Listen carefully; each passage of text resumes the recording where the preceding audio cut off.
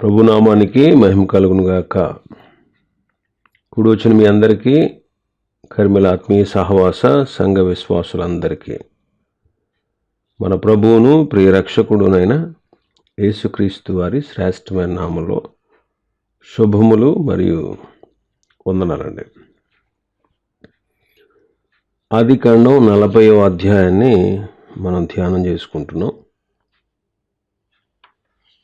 యోసేపు చెరసాలలో ఉన్నప్పుడు పానదాయకుల అధిపతి, భక్ష్యకారుల అధిపతి వాళ్ళిద్దరూ నేరం చేసి జైల్లోకి వచ్చినప్పుడు యోసేపు వారికి పరిచర్య చేసినట్టు మనం చూస్తాం. వాళ్ళిద్దరికీ ఒక రాత్రే చెరొక కళ వారికి వచ్చింది.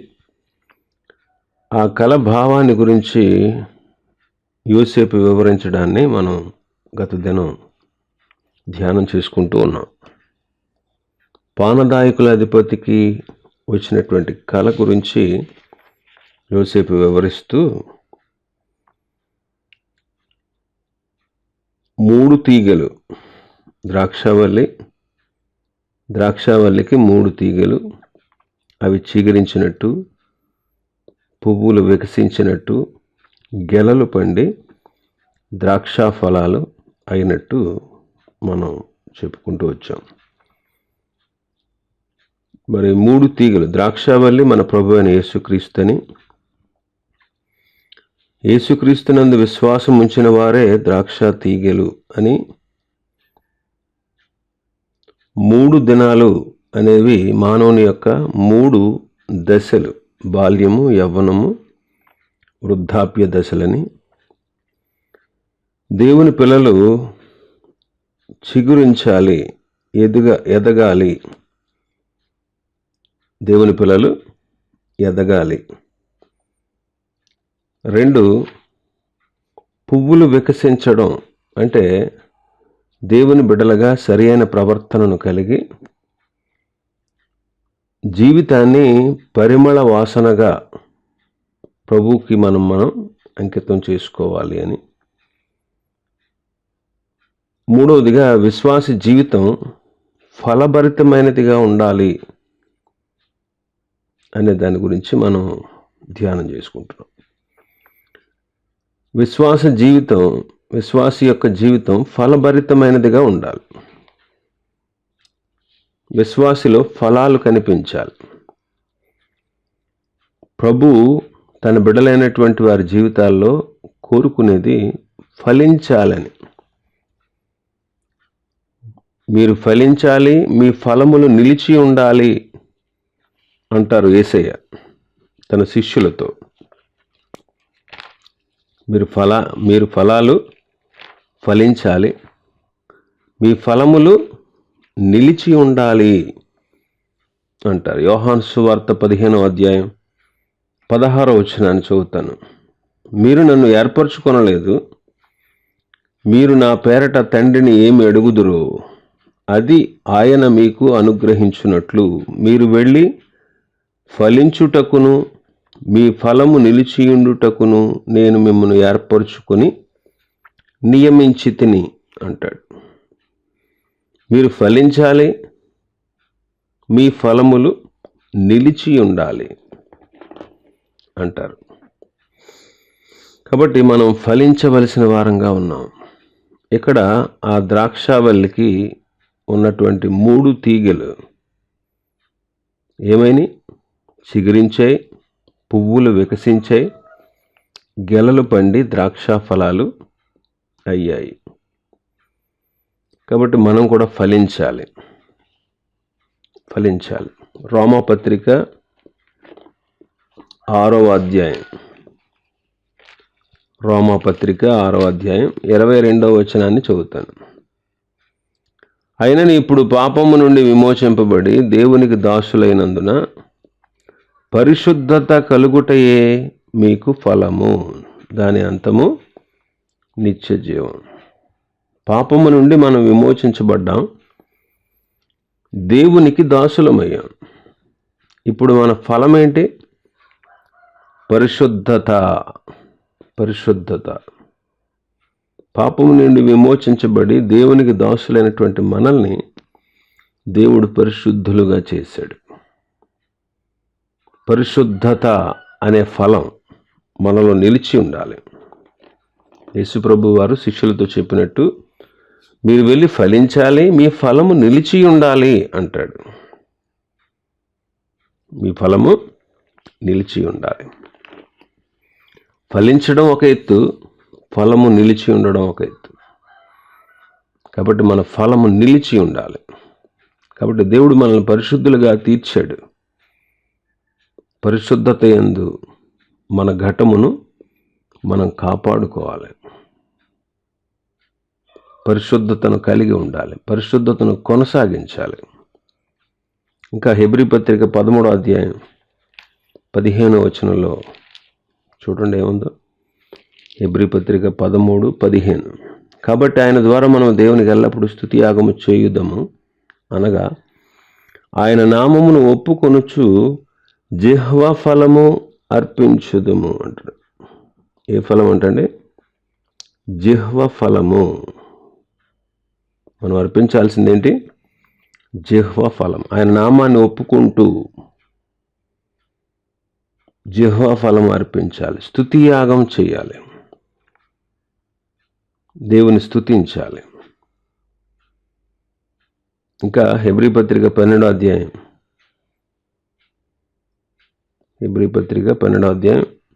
7వ వచనం. శిక్షాఫలము పొందుటకై మీరు సహించుచున్నారు, దేవుడు కుమారులుగా మిమ్మును చూచుచున్నాడు. తండ్రి శిక్షింపని కుమారుడెవడు? 11వ వచనం అంటాడు, మరియు ప్రస్తుతమందు సమస్త శిక్షయు దుఃఖకరముగా కనబడునే గాని సంతోషకరముగా కనబడదు. అయినను దాని యందు అభ్యాసము కలిగిన వారికి అది నీతియు సమాధానకరమైన ఫలమిచ్చును అంటాడు. నీతియు సమాధానకరమైన ఫలము. ఇక్కడ భక్తుడు అంటారు, శిక్షాఫలం పొందుతున్నాం. తండ్రి తన బిడ్డల్ని కొన్నిసార్లు తప్పు చేసినప్పుడు శిక్షిస్తారు. తండ్రి చేత శిక్షించబడిన కుమారుడు ఎవడు ఉంటాడు? ఏదో ఒక టైంలో తండ్రి తన బిడ్డను తప్పు చేసినప్పుడు శిక్షిస్తాడు. అలాగే ప్రభువు చేత మనం శిక్ష పొందుతున్నాం కొన్నిసార్లు. ఈ శిక్ష మనకు దుఃఖకరంగా కనబడుతుంది. ఈ శిక్ష వల్ల మనకేమి సంతోషం ఉండదు. అయినా సరే క్రీస్తు ప్రభువు మనకు పెట్టేటువంటి శిక్షను మనం అనుభవిస్తూ దాని యందు అభ్యాసం కలిగి ఉంటే అది మనల్ని నీతిలోనికి, సమాధానకరమైనటువంటి స్థితిలోనికి నడిపిస్తుంది. కాబట్టి నీతి ఫలము సమాధానకరమైనటువంటి ఫలం ఇది. ఇంకా మనం చూస్తాం గలతీ పత్రిక 5:22లో ఆత్మఫలమేమనగా అంటాడు. ప్రేమ, సంతోషము, సమాధానం, దీర్ఘశాంతం, దయాళత్వం, విశ్వాసం, సాత్వికం, ఆశా నిగ్రహం, సహనం, ఇవన్నీ కూడా ఆత్మఫలం. ఫలం ఒక్కటే కానీ అందులో రుచులు వేరు. కాబట్టి ఆత్మఫలం మనం ఫలించాలి. కొరింథీయులకు రాసిన మొదటి పత్రిక 9:1 పౌలు గారు అంటాడు. కొరింథీయులకు రాసిన మొదటి పత్రిక 9వ అధ్యాయం 1వ వచనం. నేను స్వతంత్రుడను కానా, నేను అపొస్తలుడను కానా, మన ప్రభు అయిన యేసును నేను చూడలేదా? ప్రభువునందు నా పనికి ఫలము మీరు కాదా అంటాడు. సేవా ఫలం. ప్రభువునందు నా పనికి ఫలం మీరే అంటున్నాడు. నా పనికి ఫలము మీరే. నేను దేవుని సేవ చేశాను, దేవుని పరిచర్య చేశాను, అనేక ఆత్మల రక్షణార్థమే నేను నా జీవితం ఎన్నో శ్రమలు పడ్డాను. ఇదిగో నా సేవకి ప్రతిఫలం మీరే. దీన్ని సేవా ఫలము అంటారు. ఇంకా ఎఫెసీ పత్రిక 5వ అధ్యాయం మనం చదువుతాం, వెలుగు ఫలము అంటాడు. కాబట్టి విశ్వాసి ఇలాంటి ఫలభరితమైనటువంటి జీవితాన్ని జీవించాలి. ఇంకా మనం చూస్తే 11వ వచనం మన భాగంలో 40వ అధ్యాయం ఆదికాండం 11వ వచనంలో, మరియు ఫరో గిన్నె నా చేతిలో ఉండెను, ఆ ద్రాక్ష ఫలములు నేను పట్టుకొని ఫరో గిన్నెలో వాటిని పిండి ఆ గిన్నె ఫరో చేతికి ఇచ్చితినని తన కలను అతనితో వివరించి చెప్పెను. ఇక్కడ ద్రాక్ష పండ్లు పిండి ఫరో చేతికి ఇచ్చినట్లు చూస్తున్నాడు. న్యాయాధిపతుల గ్రంథంలో 9వ అధ్యాయంలో 12-13 వచనాలు మనం చూద్దాం. న్యాయాధిపతులు 9:12-13 వచనాలు. చెట్లన్నీ కలిసి మా మీద రాజుగా ఉండమని చెప్పి ఒలీవ చెట్టు దగ్గరికి వెళ్ళాయంట. అయితే ఒలీవ చెట్టు ఒప్పుకోలేదు. అంజూరపు చెట్టు దగ్గరికి వెళ్ళాయి, అంజూరపు చెట్టు కూడా ఒప్పుకోలేదు. ద్రాక్షావల్లి దగ్గరికి వెళ్ళాయి, ద్రాక్షావల్లి ఏమంటుందో చూడండి 12-13 వచనాల్లో. అటు తర్వాత చెట్లు నీవు వచ్చి మమ్మను ఏలుమని ద్రాక్షావల్లిని అడగగా, ద్రాక్షావల్లి దేవునిని మానవులను సంతోషపెట్టు నా ద్రాక్షారసము నేను ఇయ్యక మాని చెట్ల మీద రాజునై ఉండి ఇటు అటు ఊగుటకు నేను వచ్చేదనా అని వాటితో అన్నాను. ద్రాక్షావల్లి చెప్పిన ఆన్సర్ ఏంటి? దేవుణ్ణి మానవుల్ని నా ద్రాక్షారసము చేత నేను సంతోషపరుస్తాను, అలాంటి ద్రాక్షారసాన్ని నేను ఇవ్వకుండా మానేసి చెట్ల మీద రాజునై ఉండడానికి అటు ఇటు ఊగడానికి తిరగడానికి రానా అని ద్రాక్షావల్లి చెప్తుంది. అంటే ద్రాక్షారసం దేవుణ్ణి మానవుల్ని సంతోషపరుస్తుంది అని మనం ఈ వాక్యం ద్వారా గ్రహించుకుంటున్నాం. అలాగే ఒక విశ్వాసి దేవుణ్ణి సంతోషపెట్టేవాడుగా, సాటి విశ్వాసుల్ని సంతోషపెట్టేవాడుగా ఉండాలి అనే విషయం మనం ఈ భాగాన్ని బట్టి అర్థం చేసుకోవచ్చు. కాబట్టి విశ్వాసి దేవుణ్ణి సంతోషపెట్టాలి. ఇక్కడ ద్రాక్షావల్లి అంటది, ఏ ద్రాక్షారసము చేత అయితే నేను దేవునికి మనుషులకి సంతోషాన్ని కలిగిస్తానో ఆ ద్రాక్షారసాన్ని నేను ఇవ్వకుండా మానేసి మీ మీద రాజుగా వచ్చి తిరగన అటు ఇటు అంటది. కాబట్టి దేవుణ్ణి సంతోషపడుతుంది, మానవుల్ని కూడా సంతోషపడుతుంది. అలాగే మనం కూడా దేవుణ్ణి నిత్యము సంతోషపెట్టేవారుగా ఉండాలి. తోటి విశ్వాసులను కూడా సంతోషపరచాలి. పౌలు గారు ఫిలోమోనుకు ఉత్తరం రాస్తూ ఫిలోమోను గురించి చెప్పినటువంటి మాట, ఫిలోమోను పత్రిక 1వ అధ్యాయం 7వ వచనం, సహోదరుడా, పరిశుద్ధుల హృదయాలు నీ మూలంగా విశ్రాంతి పొందుతున్నందున నీ ప్రేమను బట్టి నాకు విశేషమైన ఆనందము ఆదరణయు కలిగను. ఫిలోమోను ఎంతో ప్రేమ కలిగిన వాడు.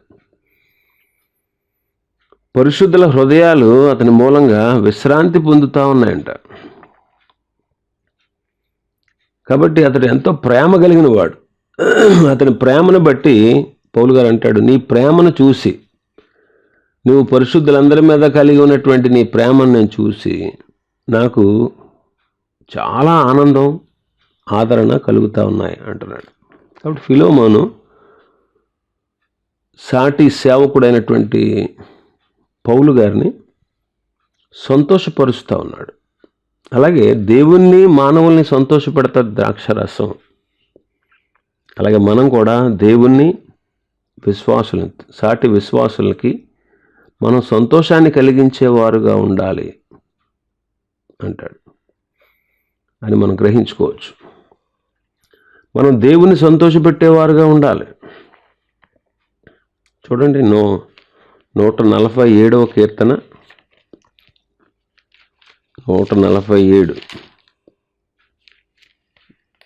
11వ వచనాన్ని చదువుతాను.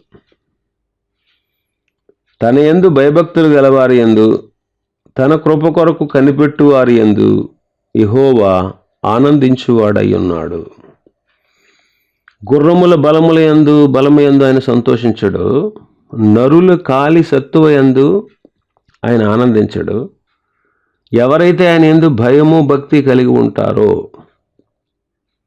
ఎవరైతే దేవుడే నా పట్ల కృప చూపించాలి అని ఆయన కృప కొరకు కనిపెట్టుకుని ఉంటారో,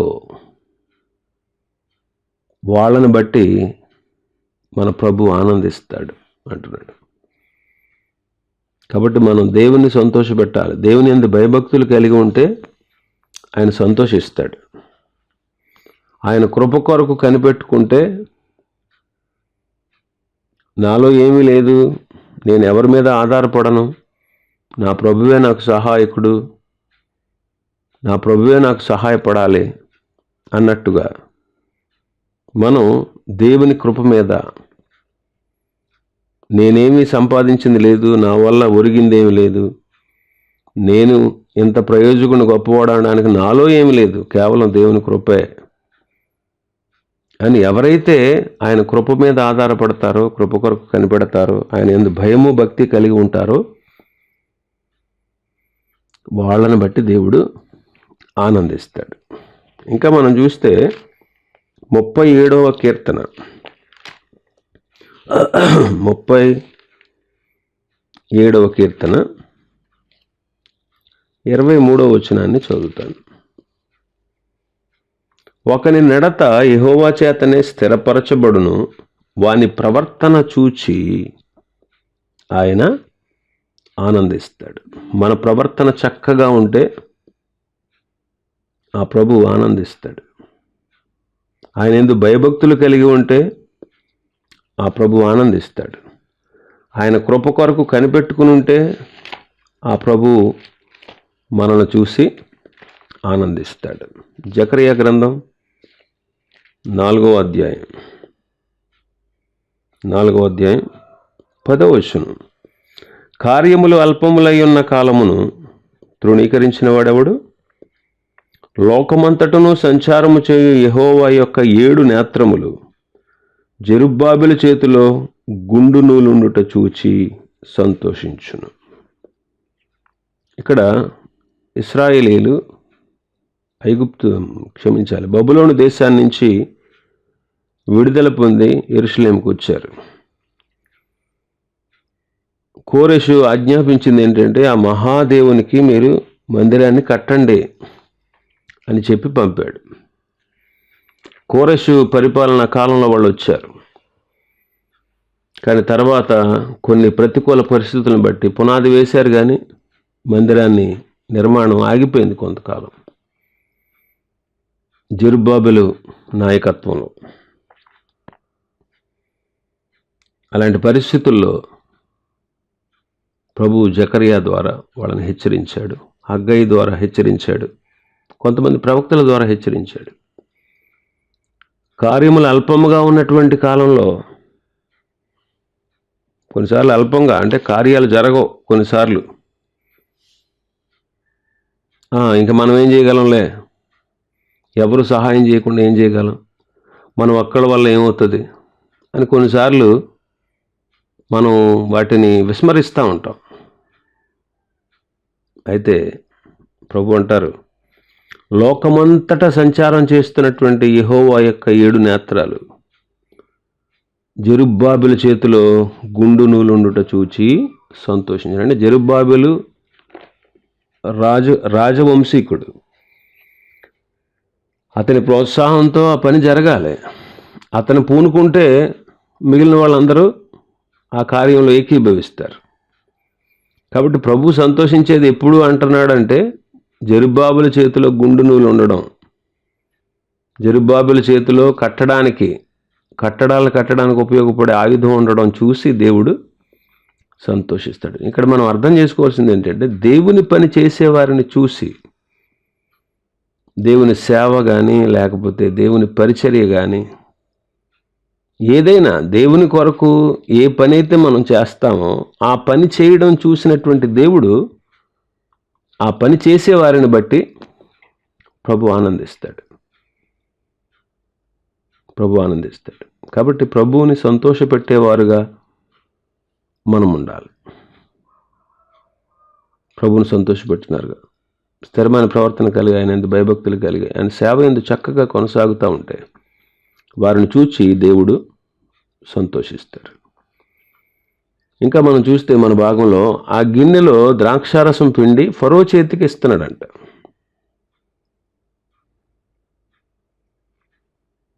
ద్రాక్షారసాన్ని పిండి ఫరో చేతికి ఇస్తున్నాడు. కాబట్టి మనం కూడా ఆయనకి ఇష్టమైనటువంటి ఫలాలు ఫలించేటట్లు, ఆయనకి ఇష్టమైనటువంటి ఫలాలు మనం అందించేటట్లుగా మనం ఉండాలి. ఇంకా 14-15 వచనాల్లో ఇక్కడ యోసేపు పానదాయకుల అధిపతితో చెప్తున్నాడు, నీకు క్షేమం కలిగినప్పుడు నన్ను జ్ఞాపకం చేసుకుని నా యందు కరుణించి ఫరోతో నన్ను గూర్చి మాట్లాడి ఈ ఇంట్లో నుండి నీవు నన్ను బయటికి రప్పించు. నేను హెబ్రీల దేశంలోంచి దొంగిలించబడ్డాను, ఈ చెరసాల్లో వేయబడ్డానికి కూడా ఇక్కడ వేయబడ్డానికి కూడా నేనేం పాపం చేయలేదు, నేనేం చేయకుండా అన్యాయంగా నన్ను ఇక్కడ పడేశారు అంటాడు. ఇక్కడ యోసేపు ఒక మనుషుని మీద ఆధారపడుతున్నాడు. చెరసాల నుంచి నన్ను బయటకు తీసుకురా అంటున్నాడు. యోసేపులో ఉన్న చిన్న బలహీనత ఇది, చిన్న బలహీనత. మనం సంపూర్ణంగా దేవుని మీదే ఆధారపడాలి. మనుషుల మీద ఎప్పటికీ మనం ఆధారపడకూడదు. ఎప్పటికీ మనుషుల మీద మనం ఆధారపడదు. 118వ కీర్తనలో ఉంటుంది కదా, 8-9 వచనాల్లో. 118వ కీర్తన 8-9 వచనాలు ఏమనుంది? మనుష్యులను నమ్ముకొనుట కంటే యెహోవాను ఆశ్రయించుట మేలు, రాజులను నమ్ముకొనుట కంటే యెహోవాను ఆశ్రయించుట మేలు. కాబట్టి మనం మనుషుల్ని, రాజుల్ని ఆశ్రయించకూడదు, నమ్మకూడదు. ప్రభునే నమ్మాలి. ఇక్కడ పానదాయకుల అధిపతితో యోసేపు ఈ విషయం చెప్పినా ఏమైంది? అతడు మర్చిపోయాడు.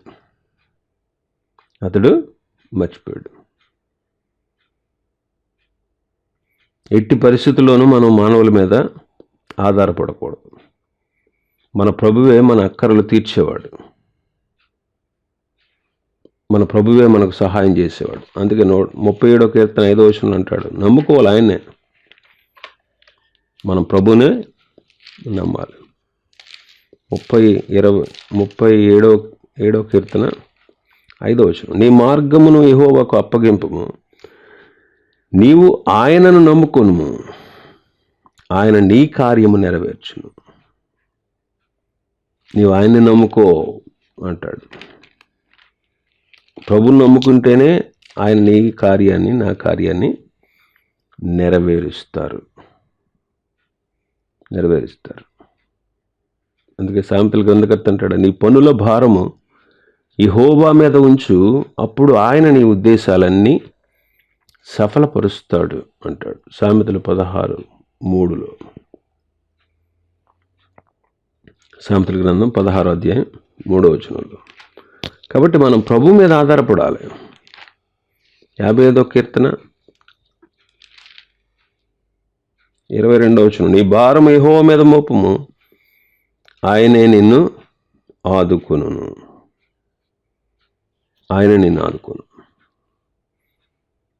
కాబట్టి మనం దేవుని మీదే ఆధారపడాలి. అయితే తనకు క్షేమం కలిగినప్పుడు జ్ఞాపకం చేసుకో అన్నాడు.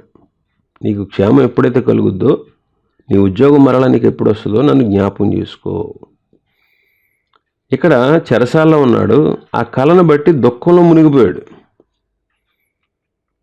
ఆ సమస్యను పరిష్కరించి ఆదరణకరమైనటువంటి జవాబిచ్చి ఆనందాన్ని కలుగజేసినటువంటి యోసేపును జ్ఞాపకం చేసుకోవడం అనేది మంచి లక్షణం, అది న్యాయం. కానీ అతడు క్షేమం కలిగినప్పుడు జ్ఞాపకం చేసుకోకుండా మర్చిపోయాడు. ఆఖరి వచనంలో 40వ అధ్యాయం ఆఖరి వచనంలో 23వ వచనంలో చూడండి, పానదాయకుల అధిపతి యోసేపును జ్ఞాపకము చేసుకొనక అతన్ని మరిచిపోయాను.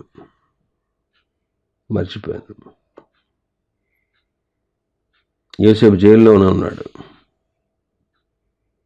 యేసుక్రీస్తు ప్రభు మన కొరకు ఆయన బంధించబడ్డాడు. మన పాపముల కొరకు ఆయన సిలువ వేయబడ్డాడు. మన పాపములకు నివారణ, పరిహారం ఆయన కలుగజేశాడు. మన సమస్యలను పరిష్కరించేవాడు, మనకు శాంతి సమాధానాలని, క్షేమాన్ని దయచేసినవాడు. కాబట్టి మనం కూడా మన ప్రభువుని మనం జ్ఞాపకం చేసుకోవాల్సిన వారంగా ఉన్నాం. మన కోసం బంధించబడినటువంటి, బలి అయిపోయినటువంటి యేసుక్రీస్తును మనం జ్ఞాపకం చేసుకోవాల్సిన వారంగా ఉన్నాం. ఇక్కడ యోసేపు అన్యాయంగా చెరలో ఉన్నాడు. అతడు ఏ నేరం చేయలేదు. అలాగే ఈనాడు మనం కూడా యేసయ్యని జ్ఞాపకం చేసుకోవాలి. మన కొరకు మాదిరికరమైనటువంటి జీవితాన్ని జీవించాడు ఆయన. మన కొరకే శరీరధారిగా ఈ లోకానికి వచ్చాడు. మన కోసం నిర్దోషి అయినటువంటి ఆ యేసయ్య మన కోసం బలి అయిపోయాడు. మనం జ్ఞాపకం చేసుకోవాల్సింది. అందుకే పౌలు గారు తిమోతితో అంటాడు, తిమోతి 2వ పత్రిక 2వ అధ్యాయం 8వ వచనం చదువుతాను. నా సువార్త ప్రకారము దావీదు సంతానములో పుట్టి మృతులలో నుండి లేచిన యేసుక్రీస్తును జ్ఞాపకము చేసుకొను. కాబట్టి దేవుని పిల్లలు నిత్యము ఆయన జ్ఞాపకం చేసుకోవాలి. ప్రతిదినం మనం ప్రభువుని జ్ఞాపకం చేసుకోవాలి. ఆయన మనకిచ్చిన రక్షణ కొరకు ఆయన ఎంత శ్రమపడ్డారో, శరీరధారిగా ఆయన ఎలాగా ఈ లోకానికి దిగి వచ్చారు, మన కోసం అన్యాయంగా ఎలా శిక్షను భరించారు, ఆ విషయాలన్నిటినీ మనం జ్ఞాపకం చేసుకోవలసిన వారంగా ఉన్నాం. కానీ ఇక్కడ మేలు చేసినటువంటి యోసేపుని, ఆదరించినటువంటి యోసేపుని పానదాయకుల అధిపతి మరిచిపోయాడు. తర్వాత మనం 41వ అధ్యాయంలో చూస్తాం. 41:9 అంటాడు, తన తప్పు తాను తెలుసుకుంటాడు. అప్పుడు పానదాయకుల అధిపతి, నేను నా తప్పిదమును జ్ఞాపకం చేసుకొనుచున్నాను అంటాడు. మర్చిపోవడం అనేది తప్పైనప్పుడు, ఆదరించి పరిచర్య చేసి జైల్లో ఉన్నప్పుడు ఆదరణకరమైనటువంటి మాటలు చెప్పి బలపరిచి, ఏమవుతుందో నా జీవితం అని అగమ్యగోచరంగా ఉన్న పరిస్థితుల్లో యోసేపు చక్కగా అతను ఆదరించి బలపరిచినటువంటి ఆ వ్యక్తిని, అయ్యో అతను నేను మర్చిపోయానే, తప్పు చేశానే అని పానదాయకుల అధిపతికి అనిపిస్తే, ఎంత గొప్ప త్యాగం చేసిన యేసయ్యను మనం మర్చిపోతే అది తప్పు కదండి. అది ఇంకా తప్పు కదా, భయంకరమైన తప్పు కదా. కాబట్టి ప్రభువుని ఎప్పుడు మనం మర్చిపోకూడదు. నిత్యము ఆయన జ్ఞాపకం అందించుకోవాలి. అది నేను తప్పు చేశానని అంటున్నాడు పానదాయకుల అధిపతి. మన ప్రియ ప్రభువుని మనం జ్ఞాపకం చేసుకోకపోతే మన జీవితంలో అది కూడా తప్పే. కాబట్టి నన్ను జ్ఞాపకం చేసుకున్నటకై దీనిని చేయుడి అని చెప్పాడు ప్రభు కదా. రొట్టెను తినేటప్పుడు, ద్రాక్షారసాన్ని పుచ్చుకునేటప్పుడు, ఈ రొట్టె తిని ఈ ద్రాక్షారసాన్ని త్రాగినప్పుడు ఆయన జ్ఞాపకం చేసుకుంటూ మనం పాలు పొందాలి ప్రభు యొక్క బలలో. ఆయన జ్ఞాపకం చేసుకోవాలి, మన కోసం శరీరధారిగా వచ్చాడని, మన కోసమే సిలువలో మరణించాడని ఆయన మనం జ్ఞాపకం చేసుకోవాల్సిన వారంగా ఉన్నాం. ఇంకా మనం చూస్తే మన భాగంలో ఇక్కడ భక్ష్యకారుల అధిపతి కళ గురించి చెబుతున్నాడు. భక్ష్యకారుల అధిపతి ఈ విషయాన్ని విన్నాడు, బాగానే చెప్పాడు, బాగానే ఉంది, నాకేం చెప్తాడని అతనికి వచ్చిన కళ చెప్పాడు.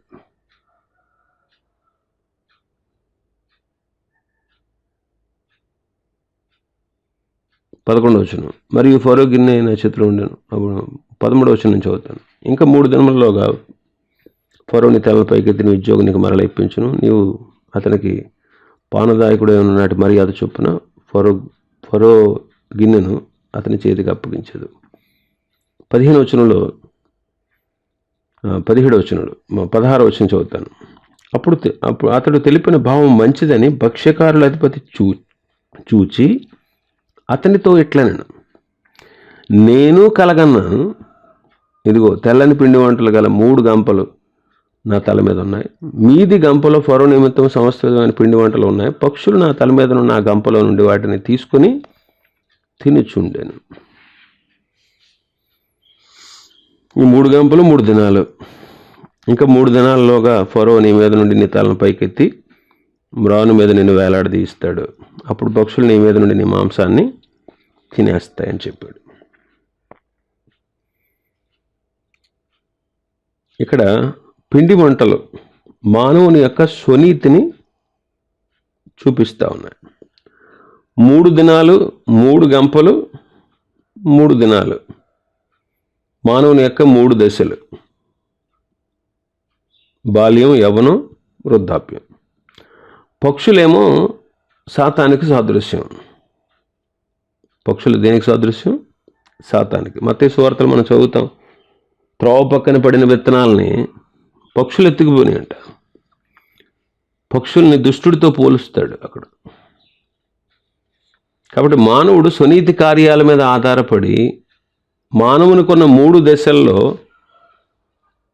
ఏ దశలోనైనా సరే ప్రభువుని అంగీకరించకుండా అపవాదిని అనుసరిస్తూ ఉంటే ఆ 3 దశల్లో ఏ దశలోనైనా తప్పక నరకాగ్నికి వెళ్ళడం తప్పదు. ఇక్కడ అంటాడు, పక్షులు నీ మీద నుండి నీ మాంసాన్ని తినివేనంటే పక్షులు అంటే ఎవరు? అపవాది. కాబట్టి అపవాదితో సహవాసం చేస్తూ అపవాదితో ఉంటూ అపవాదిని వెంబడిస్తూ ఉంటే, క్రీస్తుని అంగీకరించకుండా ఉంటే మానవుణ్ణి ఈ అపవాది అనేవాడు నిత్య నాశనానికి నడిపిస్తాడు అనే విషయాన్ని మనం గుర్తుపెట్టుకోవాలి. కాబట్టి వాడి చెరలో నుండి మనం విడుదల పొందాలి. ఇంకా 20వ వచనం నుంచి మనం చూస్తే కలల నెరవేర్పును మనం చూస్తాం. 20, 21, 22 వచనాల్లో 3 దినాలైన తర్వాత ఫరో జన్మదినం వచ్చిందంట. పరిశుద్ధ గ్రంథంలో 2 జన్మదినాల గురించి రాయబడి ఉంది. ఫరో జన్మదినం, రెండోది హేరోదు జన్మదినం. పాత నిబంధనలోనేమో ఫరో జన్మదినం, క్రొత్త నిబంధనలో హేరోదు జన్మదినం. ఫరో జన్మదినం అప్పుడు భక్ష్యకారుల అధిపతి మరణించాడు. హేరోదు జన్మదినోత్సవం రోజున పరిశుద్ధుడైన యోహాను మరణించాడు. వీరిద్దరూ అన్యులు. వారి జన్మదినోత్సవాలు జరిగిన ఆ కాలంలో ఆ కార్యాలు చాలా మంచిగా కనపట్టలేదు. కాబట్టి విశ్వాసులు కూడా శరీర సంబంధమైన జన్మదినం కంటే ఆత్మ సంబంధమైన జన్మదినాన్ని మనం ఎక్కువ విశేషంగా ఆధారపడితే మంచిది. ఇంకా మనం చూస్తే వీళ్ళు రాజు ఎదుట తప్పు చేశారు. వాళ్ళు తప్పు చేశారు కాబట్టి వాళ్ళని తీసుకొచ్చి జైల్లో వేశారు. ఆ తర్వాత విచారించిన తర్వాత ఒకడికి ఉద్యోగం వచ్చింది, ఒకడు మరణించాడు. మొదట విచారించకుండా చెరలో వేశారు. అయితే కొన్ని దినాల తర్వాత వారిని విచారణలోకి తీసుకొచ్చినప్పుడు పానదాయకుల అధిపతి నేరం లేనివాడుగా, భక్ష్యకారుల అధిపతి నేరస్తుడిగా రుజువైంది. అందుకే పానదాయకుల అధిపతి ఉద్యోగం మరలా వచ్చింది. భక్ష్యకారుల అధిపతి ఉరి తీయింపబడ్డాడు. అంటే ఆ సమస్య పరిష్కార దినం వరకు వాళ్ళు ఒకే స్థానంలో ఉన్నారు. పరిష్కార దినంలో ఒకరికి మరణశిక్ష, ఒకరికి ఉద్యోగం వచ్చింది. అలాగే ప్రభు వచ్చేంత వరకు కూడా నమ్మిన వారు నమ్మని వారు ఈ లోకంలో ఉంటారు. ప్రభు వచ్చినప్పుడు వారి స్థితిగతులు వేరైపోతాయి.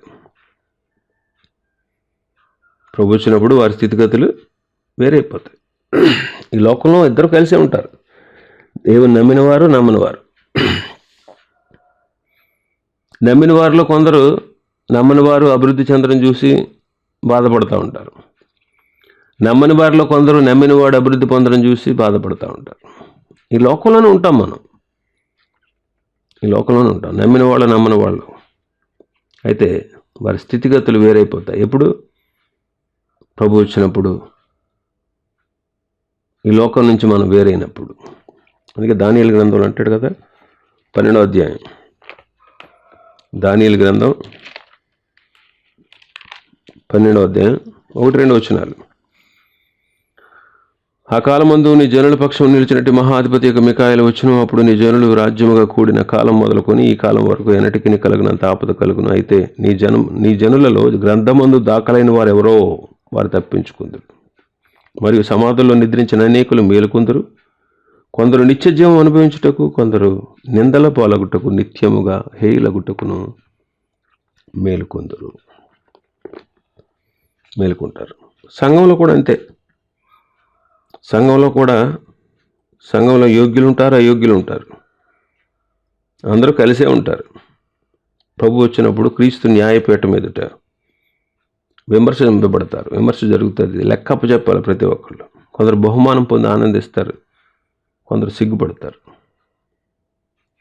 కొందరు బహుమానం పొంది ఆనందిస్తారు, కొందరు సిగ్గుపడతారు. అందుకే యోహాను మొదటి పత్రికలో యోహాను గారు అంటాడు 2వ అధ్యాయం 28వ వచనంలో, కాబట్టి చిన్నపిల్లలారా, ఆయన ప్రత్యక్షమగునప్పుడు ఆయన రాకడ యందు మనం ఆయన ఎదుట సిగ్గుపడక ధైర్యము కలిగి ఉండినట్లు మీరు ఆయన యందు నిలిచి ఉండు. ఆయన ప్రత్యక్షమైనప్పుడు, ఆయన రాకడ యందు మనం ఏం చేయాలంట? సిగ్గుపడకుండా ధైర్యం కలిగి ఉండాలి. ఆయన ఎదుట సిగ్గుపడకూడదు. తప్పు చేసినోడు సిగ్గుపడతాడు, తప్పు చేయనోడు ధైర్యంగా ఉంటాడు. ఆ రీతిగా మనం ఆయన రాకడ యందు ఆయన ఎదుట మనం ధైర్యంగా నిలవలసిన వారంగా ఉన్నాం. కాబట్టి పానదాయకుల అధిపతి ఉద్యోగం వచ్చింది, భక్ష్యకారుల అధిపతి తల తీయించబడింది. అయితే యోసేపు శ్రమ ఇంకా కొనసాగుతూనే ఉంది. యోసేపు ఇంకా జైలు నుంచి విడుదల పొందలేదు. అందుకే 105వ కీర్తనలో అతడు చెప్పు సంగతులు నెరవేరు వరకు యెహోవా వాక్కు అతన్ని పరిశోధించుచుండెను అంటాడు. పరిశోధించుచుండెను. కాబట్టి ప్రభు మనల్ని పరిశోధిస్తాడు. పరిశోధించిన తర్వాత మనల్ని అత్యున్నతమైన స్థాయికి తీసుకొస్తాడు. ఈ శ్రమలు రావడానికి దేవుడు సమ్మతించినట్లు మనం చూస్తాం. దేవుడు కొంతమంది వ్యక్తుల్ని పరిశోధించాడు. అబ్రహామును పరిశోధించాడు, ఇస్సాకును బలిగా అర్పించమని కోరాడు. అబ్రహాము సోదరునికి నిలిచాడు, దేవుడు చెప్పినట్టు చేశాడు. అబ్రహాముకు దేవుడు గొప్ప వాగ్దానాలు ఇచ్చాడు. గిద్యోను సందర్భంలో కూడా అంతే. గిద్యోను యుద్ధానికి వెళ్ళినప్పుడు 300 మందితో మాత్రమే 137,000 మంది పైన జయం పొందగలిగారు వాళ్ళు. 300 మందితోనే యుద్ధం చేయించాడు. యోబును కూడా ప్రభు పరిశోధించాడు. యోబు గారు అంటాడు, నేను శోధించబడిన పిమ్మట సువర్ణ వలె కనబడతానంటాడు. అలా కనబడ్డాడు కూడా. కాబట్టి యోసేపు పరిశోధన పొందిన తర్వాత అత్యున్నతమైన స్థానంలో, ఆశీర్వాదకరమైనటువంటి స్థితిలోనికి దేవుడు యోసేపుని తీసుకొస్తాడు. మనల్ని కూడా ప్రభు కొన్నిసార్లు పరిశోధిస్తాడు. మనం ఆ పరిశోధనలో చింతించకూడదు, కృంగిపోకూడదు. మనల్ని ఆనందకరమైన స్థితిలోకి దేవుడు తీసుకురావాలని ప్రభు మనల్ని పరిశోధిస్తూ ఉంటాడు. కాబట్టి ఈ విషయాన్ని నమ్మి ఓపికతో శ్రమలు సహిస్తూ మనం ముందుకు కొనసాగాలి. ఆయన ప్రత్యక్షమైనప్పుడు మనం శోధనలో పరీక్షించబడినప్పుడు, ఆ శ్రమను తట్టుకుని సహించి నిలిచినప్పుడు దేవుని ఎదుట మనకు మెప్పు, ఘనత, మహిమ కలుగుతుంది. పేతురు గారు అదే అంటాడు. పేతురు తన మొదటి పత్రికలో 1వ అధ్యాయం 6-8 వచనాలు మనం చూస్తే, ఇందువలన మీరు మిక్కిలి ఆనందించున్నారు, కానీ అవసరం బట్టి నానా విధమైన శోధన చేత ప్రస్తుతం కొంచెం కాలం మీకు దుఃఖము కలుగుచున్నది. నశించిపో సువర్ణం అగ్ని పరీక్ష వలన శుద్ధపరచబడుచున్నది కదా, దానికంటే అమూల్యమైన మీ విశ్వాసము ఈ శోధనల చేత పరీక్షకు నిలిచినదై యేసుక్రీస్తు ప్రత్యక్షమైనప్పుడు మీకు మెప్పును, మహిమయు, ఘనతయు కలుగుటకు కారణమగును. కాబట్టి ప్రభు మనల్ని మెచ్చుకుంటాడు. మెప్పు ప్రభు ఎదుట, మహిమ, ఘనత కలుగుతుంది. కాబట్టి యోసేపు శ్రమలు కొనసాగుతూ ఉన్నాయి. అయితే ప్రభు అనుమతి చొప్పునే ఆ శ్రమలన్నీ కొనసాగుతూ ఉన్నాయి. యోసేపు కూడా ప్రభు చేసేంత వరకు, ప్రభు విడుదల ఇచ్చేంత వరకు నిరీక్షణతో చూశాడు. ఆ తర్వాత ఉన్నతమైన స్థితిని మనం పొందాడు. దేవుడు ఆ రీతిగా మనల్ని విశ్వాసమందు స్థిరపరిచి బలపరిచి నడిపించునుగాక. ఆమేన్.